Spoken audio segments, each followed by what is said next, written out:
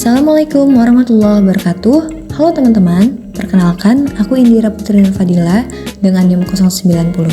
Pada video kali ini, aku akan memaparkan hasil pengamatan tentang makhluk hidup membutuhkan makanan, yaitu melalui percobaan tanaman hidrilla. Simak baik-baik ya. Untuk alat dan bahan yang diperlukan, yang pertama ada botol bening 1 liter, yang kedua ada ember, yang ketiga ada tanaman hidrilla, dan yang keempat ada air. Lalu untuk cara kerjanya, yang pertama tanaman air disiapkan. Bagian pangkalnya diikat dengan benang dan diberi sisa benang dengan panjang sekitar 20 cm. Yang kedua, tanaman air, corong, dan gelas kimia atau botol disusun dengan susunan tertentu. Yang ketiga, saat air diisi perlu diperhatikan agar tidak ada gelembung udara yang ikut masuk ke dalam tabung reaksi. Yang keempat, pastikan corong kaca tidak menyentuh langsung bagian dasar gelas kimia atau botol. Untuk menahannya, dapat menggunakan bantuan kawat yang dibengkokkan dan digantung di mulut gelas kimia atau botol.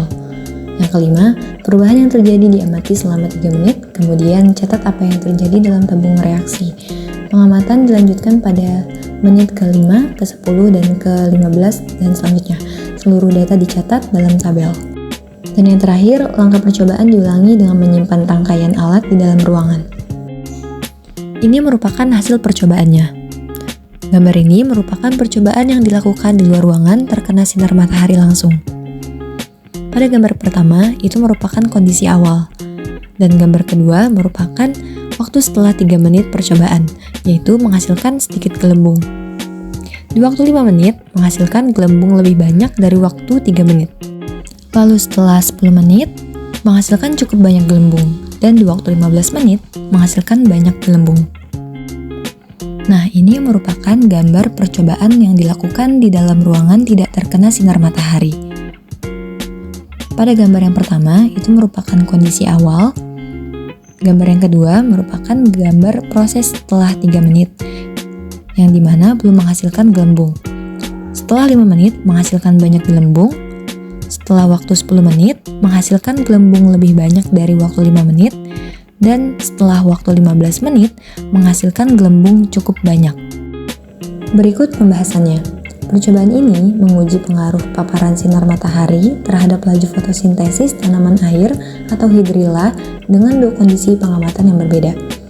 Di luar ruangan, tanaman air terkena sinar matahari langsung, yang meningkatkan laju fotosintesis seiring waktu dengan peningkatan jumlah gelembung oksigen dalam tabung reaksi atau dalam botol.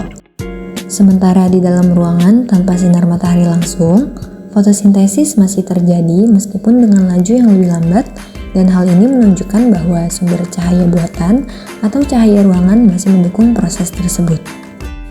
Baiklah teman-teman, mungkin cukup sekian pemaparan hasil pengamatan proses fotosintesis pada tanaman hidrilla.